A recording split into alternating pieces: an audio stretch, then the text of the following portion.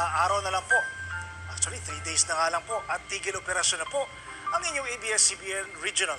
At sa dami po ng kwento na aming nailahad sa nakalipas na mahigit sa 2 dekada, ngayong hapon po, sana'y mamarapatin ninyo ang kwento ng aming mga video journalist, ang aming po mga cameraman. Ang inyong mapapanood, wala po sila. Siguradong mahirap magkwento ng balita sa isang mamamahayag na tulad ko. Para sa aming mga cameraman, isang karangalan po na kayo ay mapaglingkuran.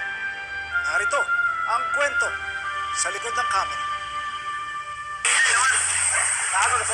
Sa tuwing may baha, Ano ba to? sa tuwing may sunog, sa tuwing may kalamidad, sa tuwing may balita, bukod sa mga reporter, on the scene lagi ang aming mga video journalist, ang aming mga cameramen. Doon sa field, ang dami mong matutunan. Nagsimula ako sa ABS-CBN Cotabato, ang kinukover namin gera. 13 taon na sina Sir Odasan bilang video journalist. Nakapasok siya sa ABS-CBN sa tulong ng public service program na Trabaho Patrol. Isa siya sa mga pumila sa taunang job fair. Sabi ko, subukan ko kasi dati naman meron akong background konti when I was a working student sa NDMU Marbel. Pinagbuti ni na Sir ang kanyang pagiging cameraman hanggang sa pwede na siyang i-deploy sa field kahit walang kasamang reporter. Sa previous na trabaho ko, ito pala yung pinakamasaya na trabaho. It's fulfilling pagdating mo sa office na nakikita mo yung kuha mo, na naihahatid mo dun sa mga tao para alam kung anong nangyayari dun sa labas. Ibinuhos ni na Sir ang lahat ng kanyang kakayahan. Dito niya sa ABS-CBN nakita ang sarili na magre-retiro balang araw. Dito na ako magre-retire. Dito ako masaya. Dito ko kinukuha yung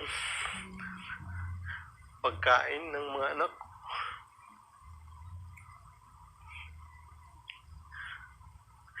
Pero ngayon mawawala. This is ABS-CBN Corporation Channel 2 in the service of the Filipino. Now signing off. Kaya nang mag-shutdown ng ABS-CBN noong Mayo 5 at bigo itong mabigyan ng bagong prangkisa, masakit para kay na Sir na parang nabaliwala ang pagtatrabaho niya ng marangal. Yung trabaho mo, paano mo ma-improve? Paano mo magagawa yung kuha mo ay masaya mo yung mga tao, ma-inspire mo yung mga tao. Ang dami kong natutunan dito. Kahit pasulatin mo ko ng story ngayon, kayang-kaya ko. Mula naman sa pagiging DJ, napasok bilang cameraman si Arturo Tagalugon. 19 years na siya sa ABS-CBN at ang sikreto sa mahabang panahon ng pagiging kapamilya ay ang dedikasyon para sa tunay na paglilingkod sa mga Pilipino. Kasi dito, kung gusto mo magtrabaho, dapat sa puso mo. Hindi na nagtrabaho ka lang para kumita.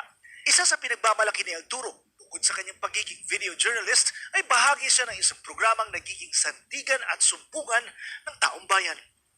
Parang nahubog yung sarili mo na in a public service. Dapat mag-servisyo sa tao kung may mga pangangailangan, kung minsan nga mga problema ng tao, problema mo na rin. Ang mga istorya na nahagip ng kanyang kamera ay kailangang maipaabot sa mga manonood. Kinilala din si Arturo bilang isa sa pinakamahusay na cameraman sa buong Mindanao. Ayaw kasing yung mag-edit lang, wala lang, sit nurse. Ayaw ko ng ganon kasi gusto ko yung natrabaho ko maganda. Para kay Arturo, isang karangalan ang maging bahagi ng ABS-CBN News dahil dito niya naintindihan ang tunay na kahulugan ng in the service of the Filipino. Regalo ito siguro, Panginoon ang nagtadhana na dito ka. Binigyan ka ng pagkakataon na maging kabahagi ng isang kapamilya. Pinaka-senior sa lahat ng cameraman ay si Randy Estrella. Mula sa pagiging driver, napasok siya bilang isa sa pinakaunang cameraman ng ABS-CBN Regional. Ako si Randy Estrella, 24 years in service sa TV Patrol South Central Mindanao, cameraman, editor. Cameraman ako ng Sarimanok News Network. Na-deploy na si Randy sa mga pinakadelikadong coverage tulad ng mga bakbakan at maging ang pagsuko ni Commander Bukay, ang tinaguriang priest killer na si Norberto Manero Jr. Manero Story, first exclusive namin yung Manero Story, yung paglabas niya. Tapos gina-recall siya na yung pagpardon niya. Kami ang una nagka-interview. Pumunta kami sa kapitan niya sa Pulumulok. Doon na interview namin. Hanggang tumakas siya. Hanggang balik, tumakas siya, nag-surrender siya. Sakay kami sa aeroplano. Pero ang di niya malilimutan sa lahat ay ang 2000 Jensen bombing na para sa kanya, binigyan siya ng pangalawang buhay at may bonus pang award mula sa kumpanya. Yung pagbaba ko, nakauna ko sa kamera. Kasi malalaki yung mga kamera niya.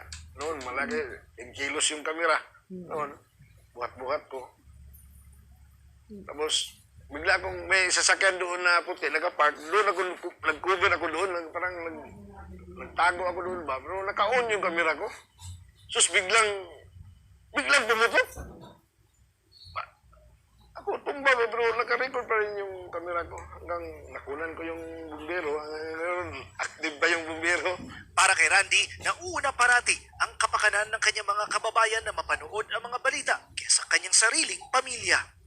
Yung mas priority mo yung trabaho kaysa pamilya. Mapanganib man ang trabaho bilang cameraman, ipinagmamalaki niya ang mga natutunan sa ABS-CBN. Yung values ng ABS-CBN. Yun ang isang tinanggap ko na at saka yung kudug-kandak natin. Yun talaga ang pinakamagandang nagbago sa buhay ko.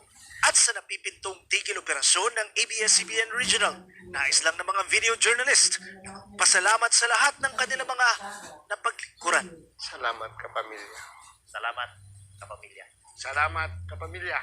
Hindi man sila madalas na nakikita sa harap ng kamera, pero ang mga tulad nila ay naging malaking bahagi ng local TV patrol para maibigay sa ating mga kababayan ang mga balita at impormasyon na inyong kailangan. Sa kina Randy Estrella, kina Arturo Tagalugol, at kay Kuya Nash, Nasser Udasan, sa mga nakaraang cameraman at technical team, lalo na kay late Richard Panes, sa karangalan na kayo po ay aming makasama dito sa TV Patrol South Central Mindanao. Kasama na po ang cameraman sa Cotabato. Isang karangalan po na kayo ay makasama in the service of the Filipino. Ako si Jay Dayupay. Salamat, kapamilya.